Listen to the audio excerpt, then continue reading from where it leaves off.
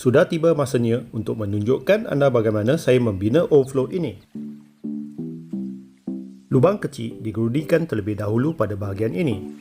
Kemudian, pembukaan ini dibesarkan dengan menggunakan pisau.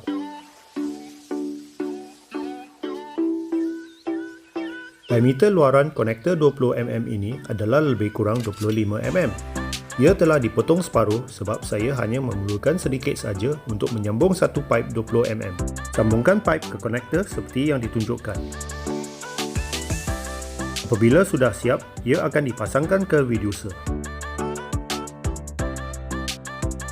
Pastikan pipe 32mm adalah lebih panjang daripada pipe 20mm. Penutup pipe dipasangkan kepada pipe 32mm. Kita kena pastikan ada ruang yang mencukupi antara pipe luaran dan pipe dalaman. Untuk rakaman video demo ini, saya menggunakan hot glue. Kita harus menggunakan glue sebab terdapat jurang dan tidak boleh menggunakan solvent PVC. Apabila memasang konektor ke reducer, pastikan ia tidak ditolak masuk dengan kesemuanya.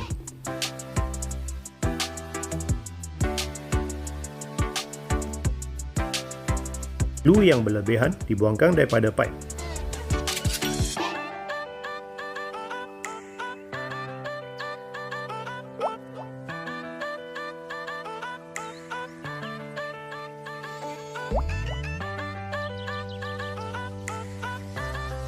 Penggunaan epoxy glue digalakkan untuk pemasangan yang lebih kukuh.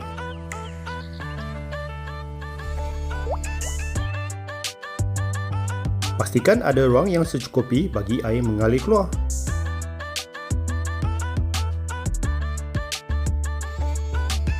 Pembinaan mekanisme dalaman sudah selesai.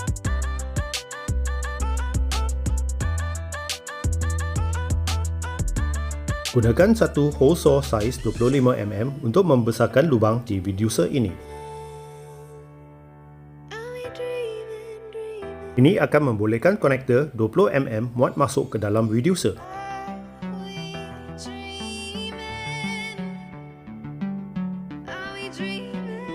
Epoxy glue perlu disapu di bahagian ini bagi pemasangan yang kukuh. Jangan lupa untuk menggurudikan satu lubang yang kecil. Ia akan digunakan untuk menghentikan siphon. Saya menggunakan kromet getah untuk menjadikan lubang ini kedap udara.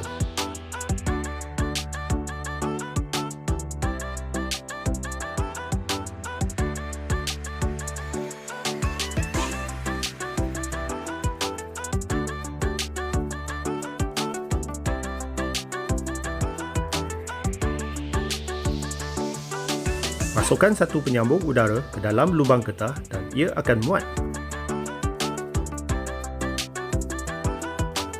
Seterusnya, pasangkan piping dalaman kepada reducer. Seperti biasa, saya menggunakan hot glue untuk video demo ini. Pastikan ia dipasang dengan betul.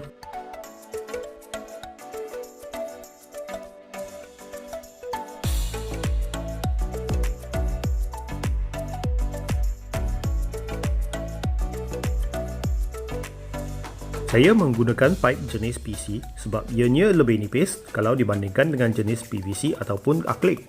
Disebabkan kedua-dua pipe ini berlainan jenis, pastikan anda menggunakan glue yang bersesuaian untuk melekatnya. Pemasangan overflow ini sudah selesai. Apakah pendapat anda terhadap pembinaan overflow ini? Adakah anda ingin membina satu tetapi tidak mempunyai alat yang diperlukan? Jangan risau, teruskan menonton video ini untuk bahan bonus. Selamat kembali. Saya akan menunjukkan jenis overflow yang lebih mudah dibina. Ia mempunyai rupa bentuk yang sama tetapi mekanisme dalamannya agak berbeza. Sediakan dua reducer saiz 50mm ke saiz 25mm. Bahan seterusnya adalah pipe bersaiz 50mm. Terpulang kepada pilihan anda jika hendak menggunakan pipe lut sinar ke tidak. Kamu juga memerlukan dua PVC pipe saiz 20mm yang akan dipasangkan ke reducer. Jadi, kena pastikan ukuran adalah betul sebelum dipotong.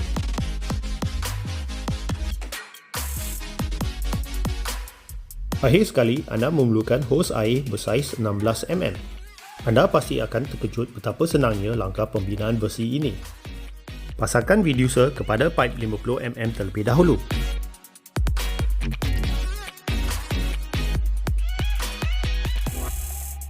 Ukurkan hos air daripada satu hujung ke hujung yang lain. Gunting dua jalur hos air yang sama panjang.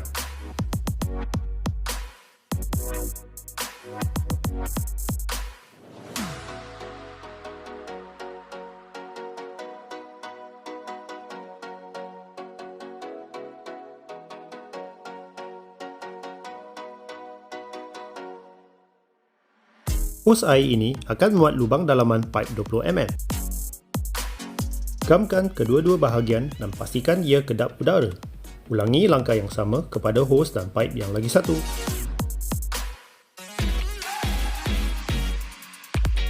Kena ingat, hos dan PVC pipe kena digamkan dengan betul dan pastikan tiada kebocoran. Pasang balik reducer dan PVC pipe.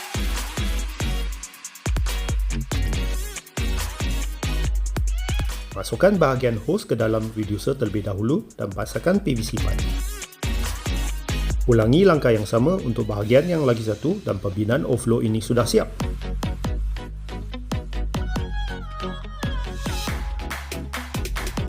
Itu saja, pembinaan overflow yang lebih ringkas dan senang dibina sudah disiap pasang.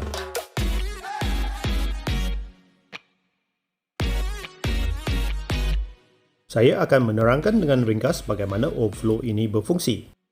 Air yang disedot daripada aquarium akan disedot masuk ke dalam ruang overflow ini.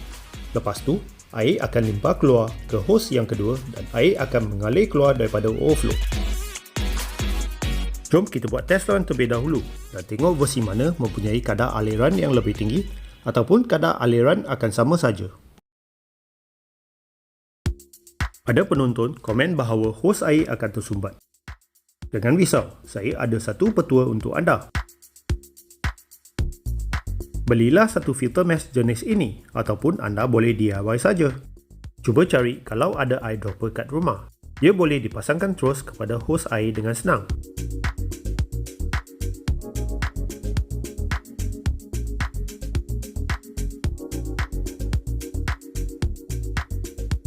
Apa yang anda harus lakukan adalah membuka beberapa lubang yang kecil. Saya sudah membuat beberapa lubang dan lubang di bahagian dropper pun dibesarkan. Saya sudah tunjuk di dalam video trailer saya cara bagaimana saya membuat priming overflow ini.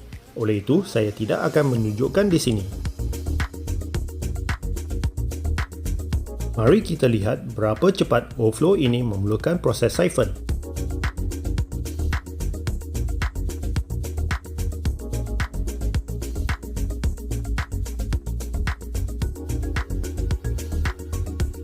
Siphon penuh hampir berlaku pada masa yang sama untuk kedua-dua overflow ini.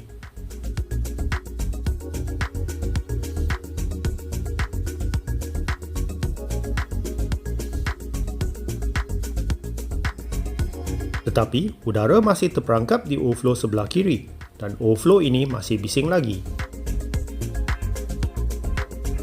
Ia akan mengambil sedikit masa yang panjang untuk menyudutkan keluar udara.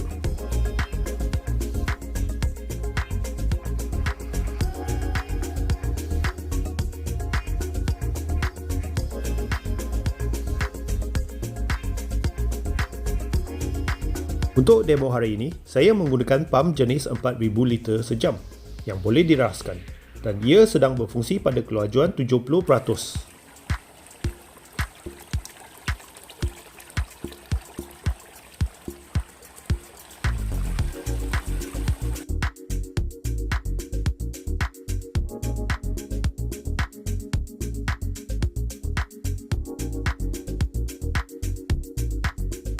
Jom kita cuba menguji kadar airan overflow ini.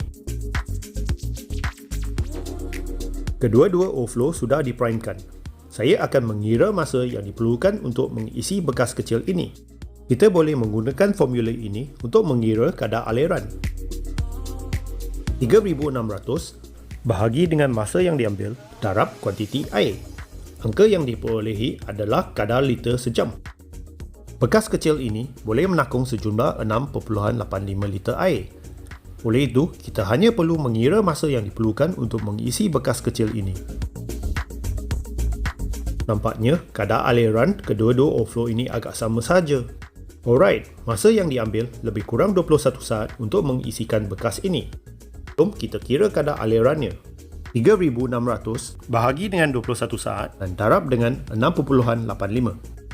Anggaran kadar aliran adalah 1,174 liter sejam. Jadi, apakah pendapat anda terhadap overflow ini? Adakah berbaloi untuk dibina? Beritahulah saya di ruang komen jika anda mempunyai apa-apa pertanyaan.